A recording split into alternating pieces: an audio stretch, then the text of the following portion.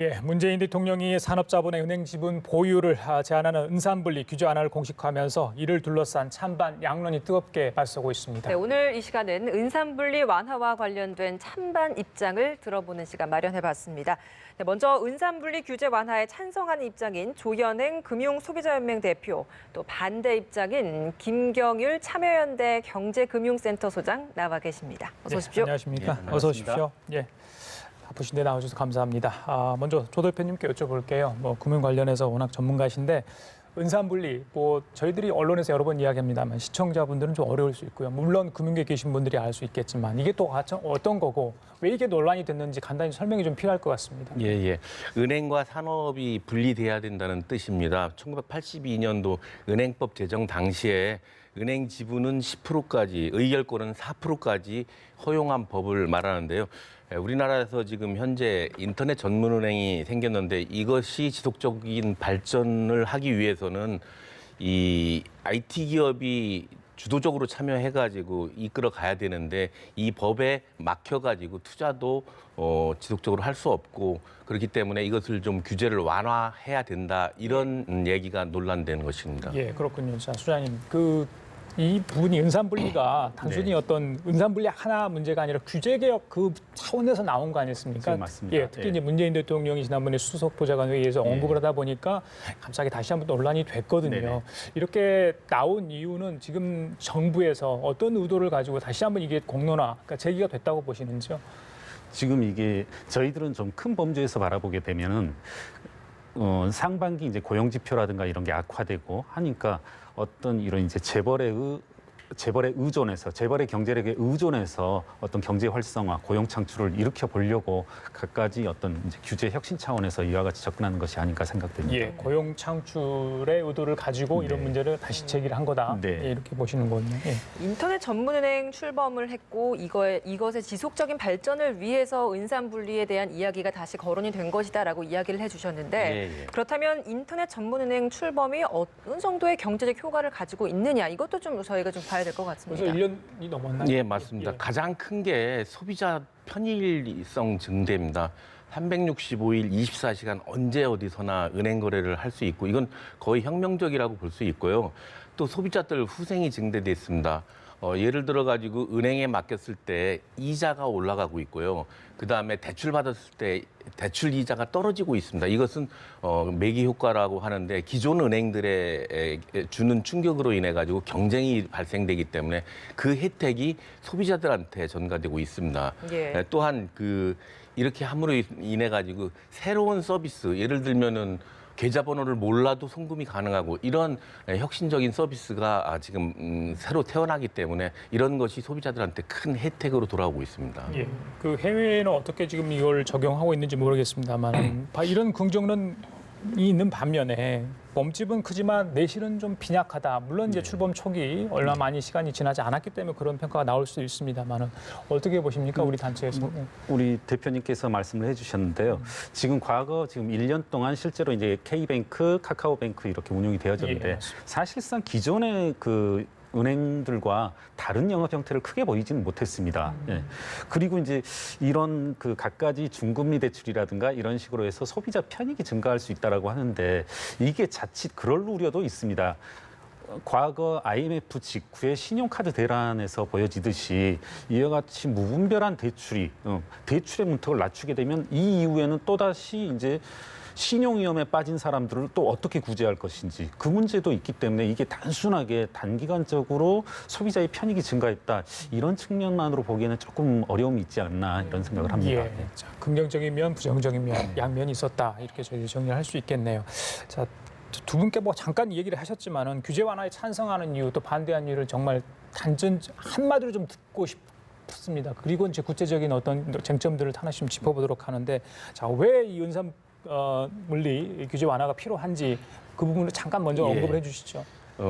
이 자본주의 사회에서 경영권이나 이런 것은 상당히 중요한 문제입니다. 자기가 자본을 투하했을 때 그 경영을 주도하지 못하면은 그 자본이 투하되지 않습니다. 그래서 ICT 기업이 그러한 첨단 기술을 가지고 첨단 서비스를 개발할 수 있도록 여건을 마련해주고 지원해줘야지만 그런 서비스가 탄생돼서 소비자들한테 혜택이 돌아오는데 그것을 아예 하지 못하는 것은 좀 무리가 있는 그런 정책이라고 생각이 됩니다. 예. 수사님.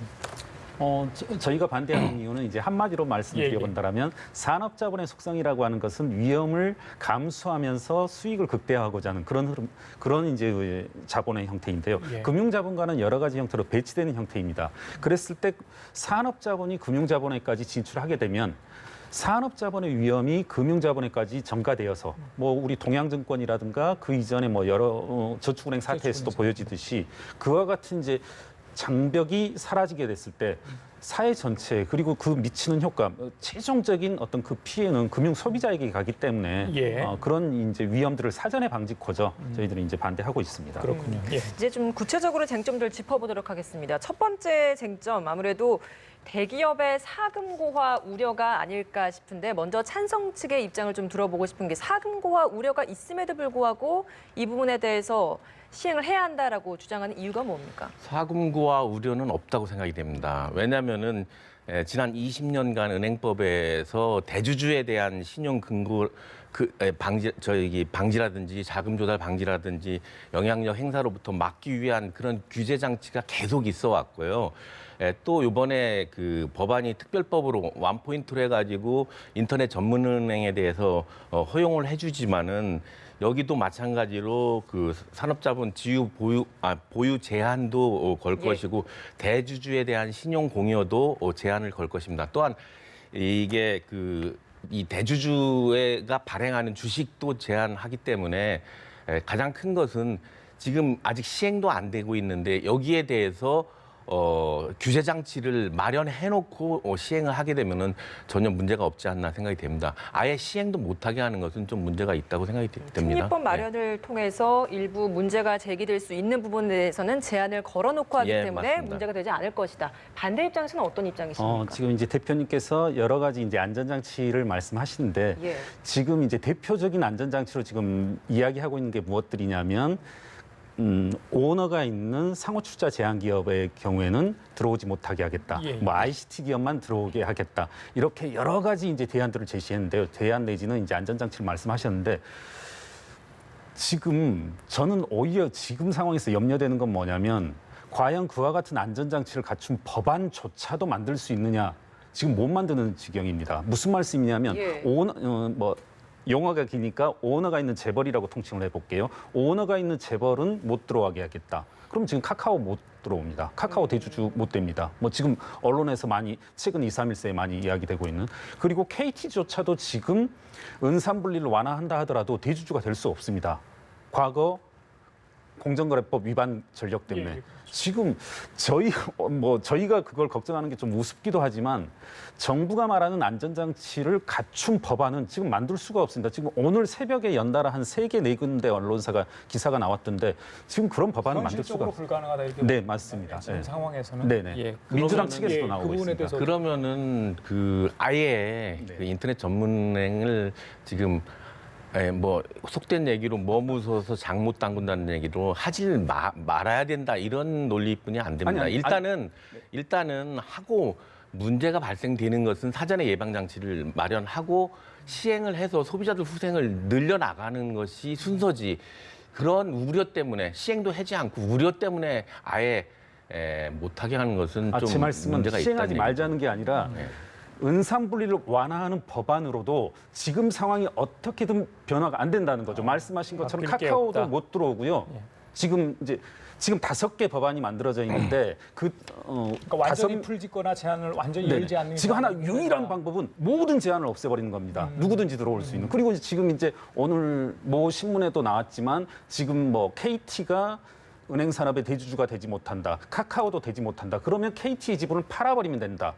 SK에 팔아버리면 된다. 이런 대안들이 나오고 있는 거거든요. 그러니까 지금 현실적으로 지금 정부가 말씀하신 대로 인터넷 전문은행의 은산분리를 완화하고 새로운 자본이 들어오게 한다라면 이건 재벌 모두에게 들어오는 길 외에는 없습니다, 지금. 예, 그래요. 저희들이 이제 뭐 이거에 대한 어떤 합리적인 어떤 결과물을 창출하기 위한 어떤 그런 토론의 자리가 아니기 때문에 양측이 어떤 의견을 가지고 있는가를 좀 저희들이 시청자들한테 들려주고 싶은 그런 차원이라는 걸 잠시 한번 말씀을 좀 드리고요.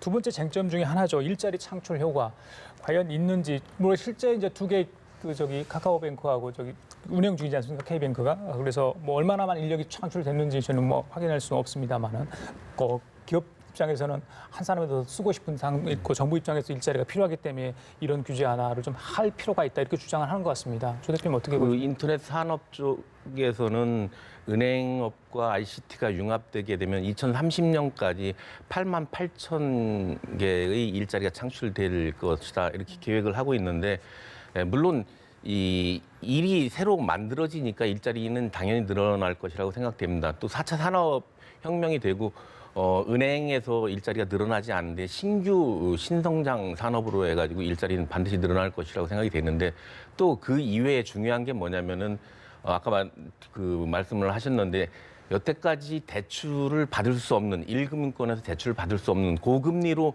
제3금융권에나 가서 대출 받을 수 있는 그러한 소비자 돈을 빌려가지고 사업을 하고 싶은 그런 막 졸업한 학생이라든지 이런 주부라든지 이런 분들한테도 중금리 대출이 가능하기 때문에 그 사람들한테 일자리 창출 기회를 자금을 공여를 해가지고 일자리 창출 기회를 만들 수 있는 것이 아닌가. 간접적으로 일자리 창출을 예, 맞습니다. 예. 그게 이제 경제 활성화 효과로 바로 이어질 수 있는데요. 예. 그런 효과가 더 직접적인 고용 그렇겠네요. 창출보다는 예. 그런 경제를 살리면서 일자리 창출하는 것이 더 크지 않나 생각됩니다. 찬성 쪽 주장 예. 뭐 또 일리가 있어 보입니다만 반대쪽 이야기를 좀 드려야 될 것 같습니다. 뭐 더 잘 아시겠지만 이 인터넷 은행 전문은행이라고 하는 것은 뭐 비대면 영업을 특징으로 하기 때문에 뭐 고용 창출 이 자체가 고용 창출 효과라고 하는 것은 극히 미미하다. 내지는 기존의 은행권의 어떤 인력의 구조 조정 요인으로도 작용할 수 있는 그런 요인이 있고요. 지금 이제 간접 효과를 말씀하셨는데 제가 아는 범위 내에서는 경제학에서 경제적으로 효과를 감안할 때 본 효과, 직접 효과보다 간접 효과를 더 크다라고 이렇게 분석하는 경우는 없는 것으로 알고 있습니다. 그래서 뭐 8만 8천 개의 일자리다 이런 것은 너무나 낙관적인 내지는 근거 없는 그런 낙관 아닌가 이렇게 생각합니다. 근거가 있습니까? 예. 이거는 제가 이제 산출한 게 아니라 예. 나온 자료를 예. 제가 네, 보고 말씀을 그건 알고 있습니다. 말씀드리는데 이렇게 이제 예를 들어서 신기술을 개발하려면은 ICT 전문 인력이라든지 그쪽 수요가 굉장히 늘어나지 않습니까? 그런 늘어나는 효과 또 예를 들어서 1금융권 은행에서 구조조정된 사람들이 좀 넘어온다면 그 역시 고용 창출로 볼 수 있기 때문에 충분히 고용 창출 효과는 당연히 일이 생기면은 일자리 늘어나는 것은 당연하다고 생각되는데 그게 8만 8천 개가 될지 10만 개가 될지는 잘 모르겠지만 아무튼 경쟁을 유발시켜가지고 새로운 상품과 새로운 서비스를 개발하기 위해서는 많은 인력이 필요하니까 이것은 긍정적인 효과로 볼 수 있다 이렇게 말씀드릴 수 있습니다. 비대면 은행이기 때문에 그런 의미에서는 확실히 그렇죠. 일자리의 부족함, 일자리 창출에 그냥 크게 효과가 있을 수는 없지만 뭐 보신 입장에서는 ICT 산업 분야에서의 인력이 필요하기 때문에 그쪽 분야의 인력이 일자리가 창출될 수 있을 것이다. 예, 맞습니다. 예. 비대면이라고 그래가지고 소비자와 그 직원이 만나는 그 접점만 얘기를 하는 것이 할 것이 아니라 예를 들면 생체 기술이라든지 여러 가지 기술을 백업 시켜가지고 준비를 해야 되니까 그 사람을 대신하도록 기술이 뒷받침돼야 되니까 그 부분의 일자리가 굉장히 필요하다는 얘기입니다. 예, 그렇군요. 알겠습니다. 네, 세 번째 쟁점 중에 하나가 바로 이제 중금리 시장 활성화 부분인데 앞서 좀 간략하게 좀 언급을 해주셨습니다. 중금리 시장 활성화가 가지고 올 수 있는 기대 효과를 좀 설명해 주셨는데 이 부분에 대해서는 어떻게 보십니까? 한번 먼저 이 부분을 한번 말씀드려보고 싶습니다. 금융위원장께서 얼마 전에 어떤 말씀을 하셨냐면 우리나라의 금융산업의 경쟁력이 70여 뒤이다. 그렇기 때문에 은산분리를 완화하여서 핀테크 기술을 접목시켜서 한번 금융산업을 활성화시켜야 된다고 하는데 이 금융산업의 경쟁력이 우리나라의 국제적 경쟁력이 떨어진 것은 뭐 주지의 사실입니다. 그럼 역으로 저는 이런 말씀 드리고 싶어요. 우리나라가 금융산업의 경쟁력이 떨어진다. 이 이유 때문에 산업자본, 일반의 금융산업 진출은 대단히 억제되어져야 된다. 제가 좀 한번 쉬운 말씀으로 드려볼게요. 우리나라 금융산업, 은행의 경쟁력이 떨어진단 말은 이런 겁니다. 어떤 한 고객이 돈을 빌리러 왔을 때 이분의 신용을 정확히 평가하여서 얼마만큼 빌려줄지 뭐 이런 식으로 평정을 하는 게 아니라 너 담보 가져와. 담보에 따라서 돈을 빌려주고 그리고 뭐 갖가지 상품을 개발하는 게 아니라 단순한 예대 마진에 의한 영업을 하고 있거든요. 저는 그래서 우리나라의 어떤 인터넷 전문 은행이라는 것도 결국은 은행인 거고 우리나라의 어떤 금융산업의 경쟁력은 상당히 떨어지는데 그 이유 때문에 한 분 한 분들의 이런 새로운 산업자분들의 은행권 진입은 대단히 조심스러워야 된다. 이 중금리 대출도 마찬가지입니다. 저신용자들에게 무조건 이렇게 뭐 좀 죄송한 표현일 수 있는데 퍼주기식으로 대출을 하겠다. 이게 자칫 나중에 돌아올 위험은 어떤 식으로 감당하겠냐는 거죠. 이게 그 위험을 평정하고 향후에 어떤 회수라든가 이런 것들에 대해서도 고도의 어떤 금융산업 고유의 어떤 기술이 필요할 텐데 그것들이 낮은 상태에서 산업자분들이 더군다나 그걸 어떻게 감당할 것인지 상당히 우려되는 바입니다. 전 지금 말씀하시는 게 퍼준다고 그러는데 그게 아니고요. 여태까지 그 신파일이라고 그래가지고 신용이 일어나지 않아가지고 신용 등급을 평가하지 못한 사람들입니다. 왜냐하면 은행 거래를 한 번도 안 했기 때문에 이런 신파일러들을 예를 들어서 스마트폰 요금을 제때 냈는지 또는 여러 가지 공과금을 냈는지 이런 것을 감안을 해가지고 새로운 기법으로 신용을 평가해서 대출을 해주는 거지 그냥 퍼주는 것이 아니고요. 그다음에 은행 경쟁력이 지금 뭐 우간다보다 못하느니 뭐 이런 얘기가 나오는 게 지금 독과점 체계이기 때문에 그렇습니다. 말씀하신 대로 예대 마진 가지고 수수료만 가지고도 지금 그냥 있어도 장사가 되는 먹고 살만하기 때문에 경쟁을 안 하기 때문에 그런데 같은 동종은 이 경쟁이 안 됩니다. 그래서 이종이 들어와가지고 이종 간의 경쟁이 치열하게 일어나야지만 거기서 가격도 떨어지고 소비자들 후생이 늘어나는 거지. 지금 현재 있는 대로 변하라 아무리 주문해도 변화가 안 됩니다. 더군다나 뭐 가상금리 뭐 조작한다든지 그러한 부당행위만 계속 일어날 뿐이지 현재 은행 있는 그대 그 안에서는 고인물이라고 표현할 수밖에 없습니다. 그 중금리 한 연에 10에서 15% 정도 중금리 대출 해주고 있는 걸로 알고 있는데 지난 1년간 대출이 좀 많이 일어났습니까? 이 대출은 많이 늘었지만 그 건전성이 좀 시통치 않다 이런 지적도 있는데 그 부분은 어떻게 봐야 됩니까? 은행은 그게 중요한 거 아니겠습니까? 그렇지 않습니다. 이게 지금 이 중금리가 되는 게 다른 이제 고금리 시장에서 대출을 받은 사람들이 넘어와가지고 제대로 신용평가 받아가지고 하는데 제가 통계를 보면은 이 연간 2조 원 정도가 이자가 이 중소서민들한테 절약이 됐다 이렇게 얘기를 하고 있는데 신용평가 아직 그 부분에 있어가지고 신용이 문제돼가지고 뭐 그 건전성에 영향을 준다든지 이러한 것은 아직 나타나지 않고 있습니다. 그래.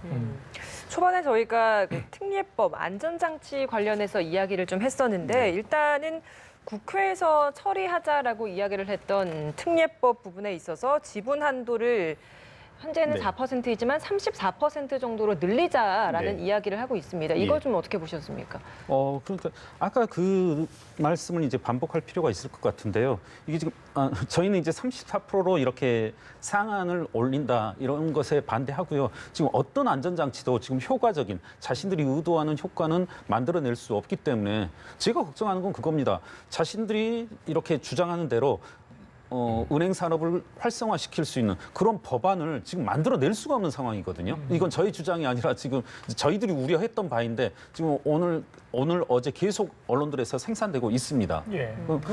그렇다면 지분 한도가 34%가 너무 높다. 지금 이제 일부 정치권에 추진하는 것. 그렇다면 반대쪽에서는 어느 정도가 좀 적절하다고 보시는 건가요? 지금 뭐 박영선 의원 같은 경우에는 이제 지방은행의 경우 뭐 15%까지도 두고 있는 뭐 그런 것을 얘기하고 있는데요. 뭐 한번 그런 거라면 생각해 볼 수가 있겠고요. 사실은 지금 두 은행 모두 다 뭐 K뱅크를 예를 든자라면 전환주식의 형태로 해가지고 최대 주주라고 할 수 있는 KT가 약 실제적으로 한 15%에 육박하는 지분을 이미 가지고 있습니다.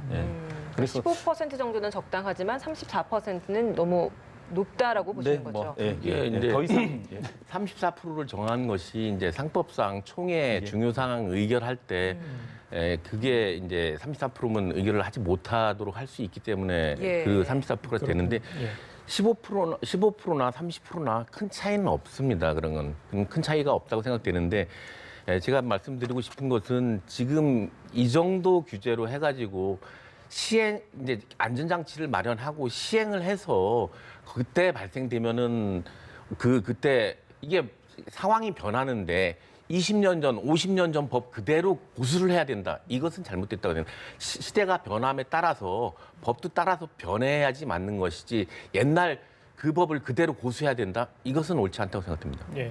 이번 8월 임시국회에서 이 은산 분리 규제 완화하는 특례법입니다. 은행법은 따로 있습니다. 특례법을 좀 바꾸겠다 하는 게 이제 정치권의 얘기인 것 같은데 글쎄요. 찬성과 반대 쪽 그 정치권에 하실 말씀이 있어요. 입법 과정에서 찬성과 반대 의견이 어느 정도 반영돼서 조금 절충할 수 있는 안이 나왔으면 좋겠다 이런 생각도 하실 텐데 두 분께 기회를 드리겠습니다. 뭐 한마디씩 하시고 좀 정리하겠습니다. 먼저 조덕께 하시죠. 소비자 입장에서는 소비자 후생이 눈에 띄게 증가하고 있는 것이 보입니다. 그다음에 은행 간의 경쟁도 매기 효과가 충분히 나타나서 그 효과가 소비자들한테 또 전가되는 것이 눈에 보입니다. 빨리 통과했으면 좋겠고요.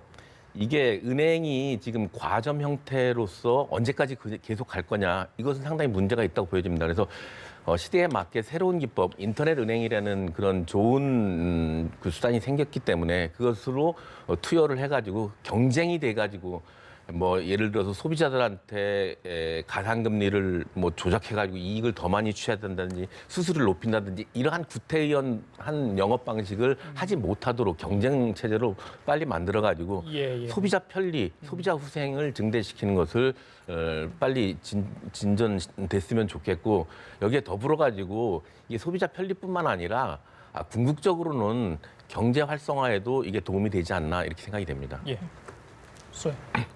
말씀하신 이제 소비자 후생의 측면을 많이 말씀하셨는데요. 그와 같은 측면은 우리나라의 기존 제2금융권, 제3금융권에서도 충분히 가능한 범위이고 그간 뭐 이렇게 인터넷 전문 은행의 여러 가지 기술, 핀테크다 하는 것은 지금 기존 은행도 모두 다 도입이 가능한 것입니다.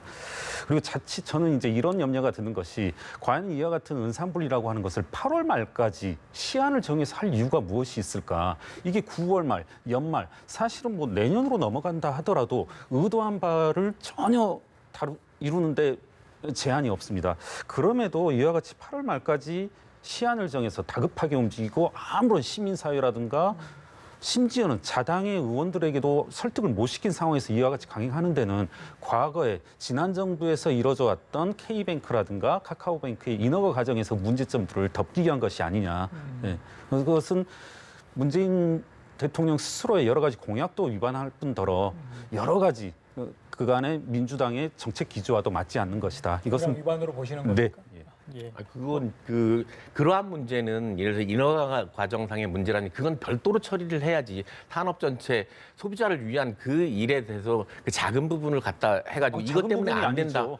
은행이라는 게 얼마나 큰 공공성을 가지고 있고 위험이 큽니까? 아니, 거기에 대해서 그런 인허가 과정의 문제점이 사소한 거다라고 말씀하시면 안 되죠. 인허가 과정의 문제점과 지금 이 산업의 발전과는 물론 전혀 관련성이 없다고 할 수는 없겠지만은 이것이 발목 잡으면 안 된다고 생각됩니다. 아니, 산업 발전을 누가 반대하겠습니까? 그래요. 알겠습니다. 자, 지금까지 조현행 금융소비자연맹 대표, 김경률 참여연대 경제금융센터 소장장 민감한 이슈였는데 두 분 좋은 의견 많이 내주셨습니다. 오늘 시간 내주셔서 감사합니다. 고맙습니다. 고맙습니다. 감사합니다.